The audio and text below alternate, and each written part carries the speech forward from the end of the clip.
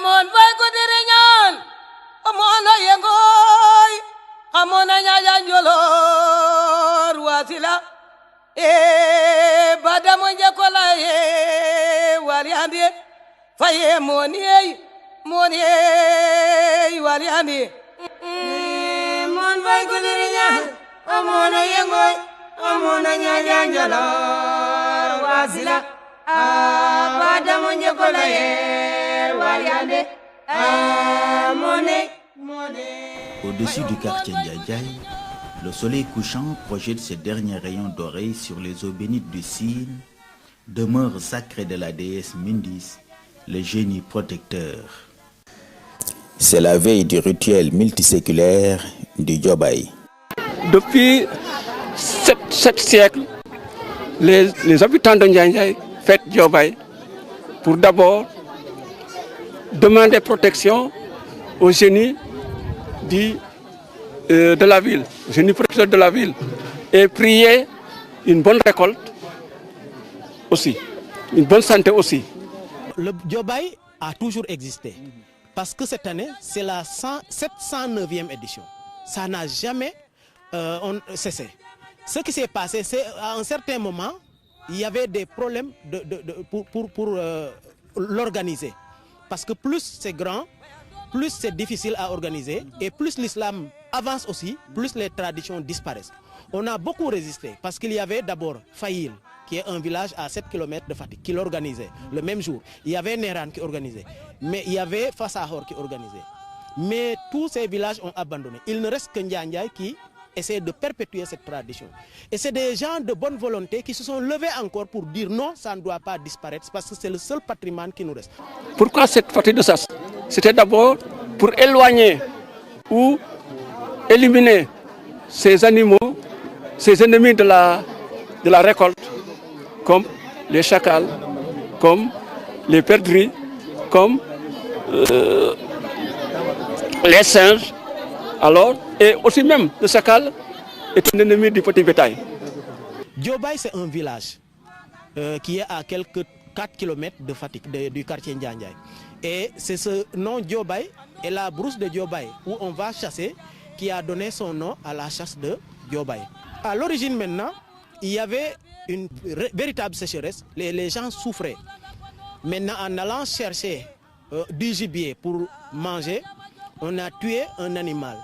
Et il a plu.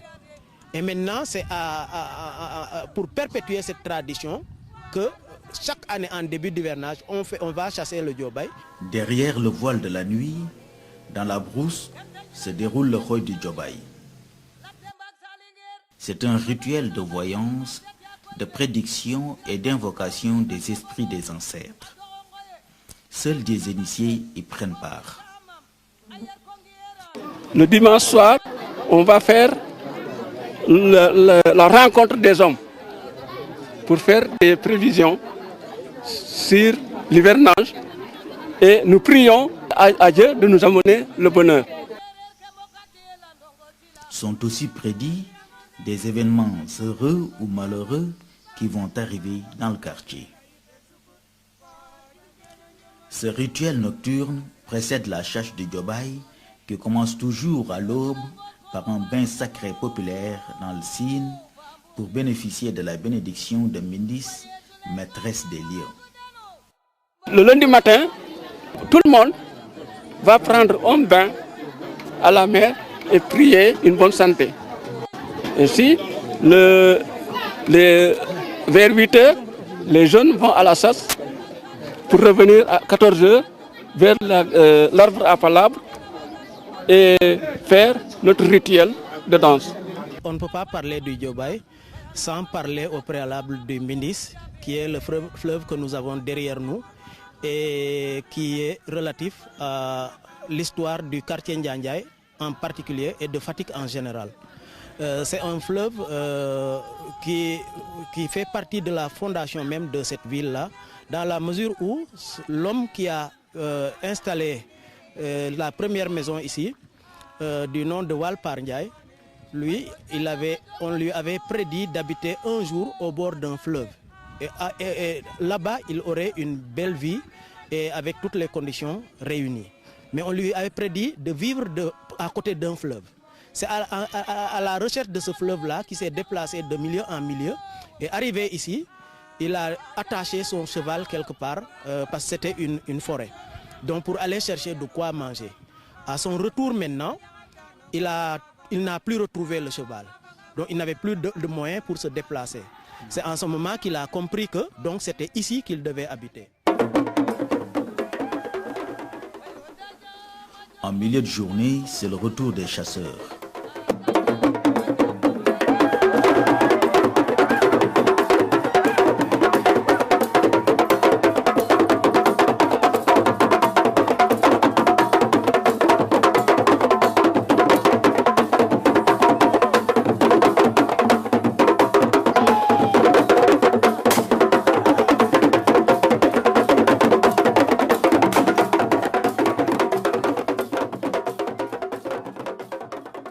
C'est une grande procession d'hommes armés de coucou, de fusils, de flèches ou de bâtons,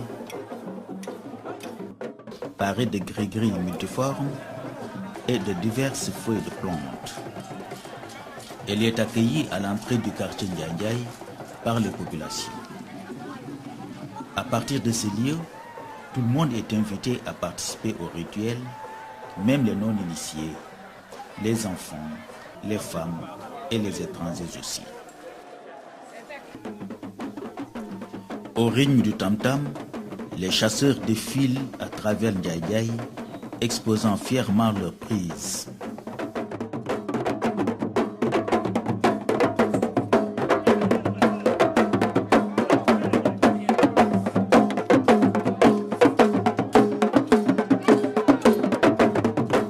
Des pauses sont marquées devant les concessions de personnalités importantes du culte traditionnel, comme le Satchour, qui est le prêtre gardien de l'autel des sacrifices, ou les Saltigui, qui sont des érudits de la religion païenne. Des battements d'armes et des chants virils, accompagnés d'un tam-tam au rythme inhabituel, animent la marche jusqu'à la place publique, où les spectateurs sont déjà en place.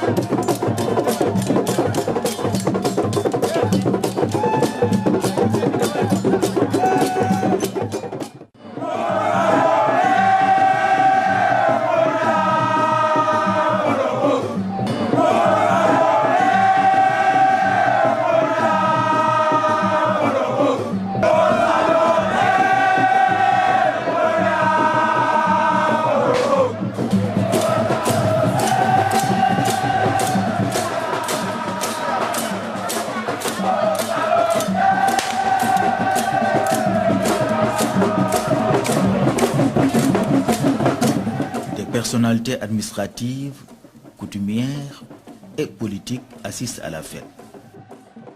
Ici, les chasseurs font cette fois le tour du grand fromager de la place publique.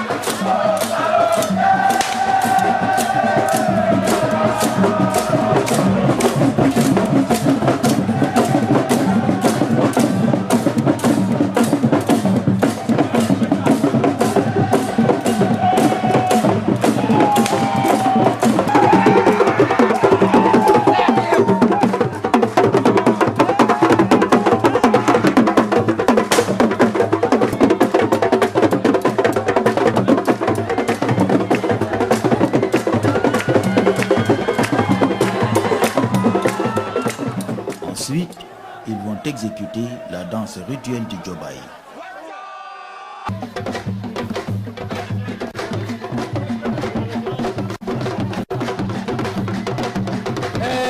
fecc nit ñoo sant Njaay ñi ñooy Njaajaan Njaay Aysatu Njaajaan Njaay ñooy fecc ni mooy quartier Njaay Njaay di ngay dégg nii Aysatu Njaajaan Njaay lañu jóge Jolof lañ bàyyi ko ñëw fii voilà c'est très important.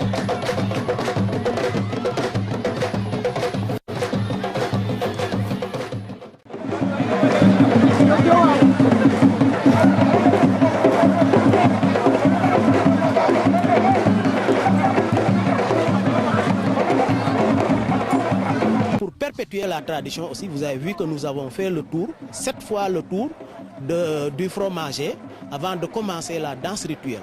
Ce qu'on appelle le Tiangina. Et ce Tiangina-là, c'est la première danse rituelle que nous dansons. Elle est toujours débutée par des gens de la famille Ndiaye. Et après la danse rituelle, maintenant, on peut danser des danses de type moderne pour se défouler.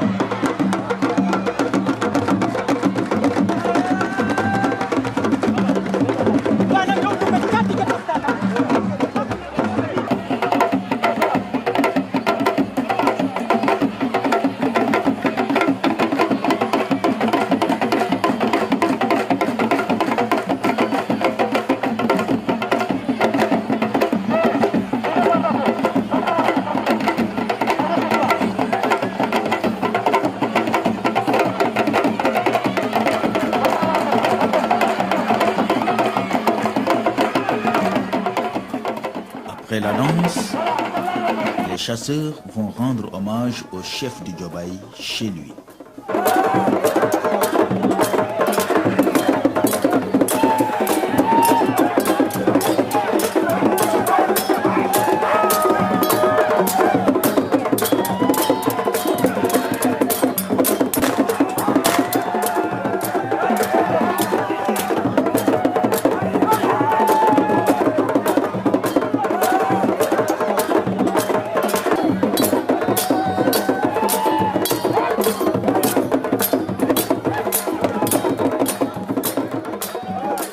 Ici, la fête se termine par un festin offert par le président du Diobaye. Au moment où le public se disperse, un événement prédit lors du Khoy se produit, la tombée de la pluie. Et les décès de 2 illustres fils de Ndiaye Ndiaye prédits lors du même Khoy se sont déjà produits dans la journée. Ainsi va le Diobaye, dont les mystères intacts sont jalousement gardés et perpétués par les fils de Ndiaye Ndiaye, avec la bénédiction du génie du fleuve, affectueusement appelé Mam Mindis.